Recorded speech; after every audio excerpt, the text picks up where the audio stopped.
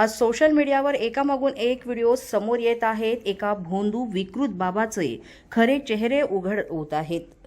हा फक्त एखाद्या व्यक्तीचा मुद्दा नाही, हा प्रश्न आहे समाजाच्या मानसिकतेचा, हा प्रश्न आहे अंधश्रद्धेचा आणि हा प्रश्न आहे हजारो कुटुंबाच्या उद्ध्वस्त आयुष्याचा।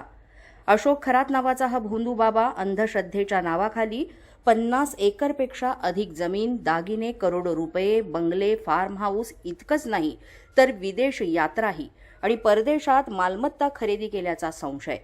हा सगळा पैसा कुठून आला? ही संपत्ती कुणाची आहे? उत्तर एकच, भोळ्या भक्तांची फसवणूक। आज जे व्हिडिओ व्हायरल होत आहेत ते पाहून काही लोकांना धक्का बसतो, काहींना राग येतो, तर काहींना ते फक्त मनोरंजन वाटतं। पण जर आपण एक पाऊल पुढे जाऊन विचार केला तर एक भयावह सत्य समोर येतं। या देशात अजूनही स्त्री पुरुष असमानता जिवंत आहे। घरातील स्त्रीनं कुणाकडे पाहिलं, हसली तर तिच्या चारित्र्यावर प्रश्न उभा राहतो, संसार तुटण्याच्या उंबरठ्यावर येतो। आणि अशा समाजात एक विकृत बाबा शेकडो नाही हजारो महिलांशी गैरवर्तन करतो आणि लोक त्यालाच देव मानतात।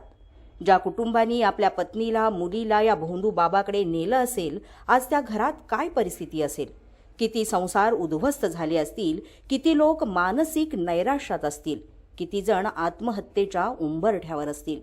ही फक्त एक घटना नाही, ही समाजाच्या विवेकबुद्धीची हार आहे। आज प्रश्न फक्त त्या भोंदू बाबाला शिक्षा होईल का हा नाही, प्रश्न आहे ज्या लोकांनी त्याला वाढवलं, ज्या राजकीय नेत्यांनी त्याला पाठिंबा दिला त्यांचं काय? आज सत्ता आहे, उद्या नसेल, पण ज्यांचे संसार उद्ध्वस्त झाले त्यांना न्याय कोण देणार?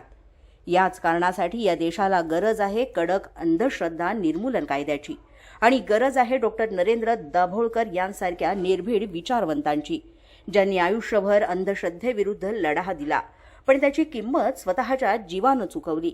आज पुन्हा एकदा तोच प्रश्न उभा आहे, आपण अजून किती काळ अशा भोंदू लोकांच्या जाळ्यात अडकत राहणार आणि सरकार अजून किती काळ गप्प बसणार? कारण हा फक्त कायद्याचा विषय नाही, हा मानवी आयुष्याचा प्रश्न आहे। आणि लक्षात ठेवा, अंधश्रद्धा फक्त एका व्यक्तीला नाही तर संपूर्ण समाजाला संपवते। पहा जागृत, रहा जागृत। जागृत महाराष्ट्र न्यूज, मुंबई।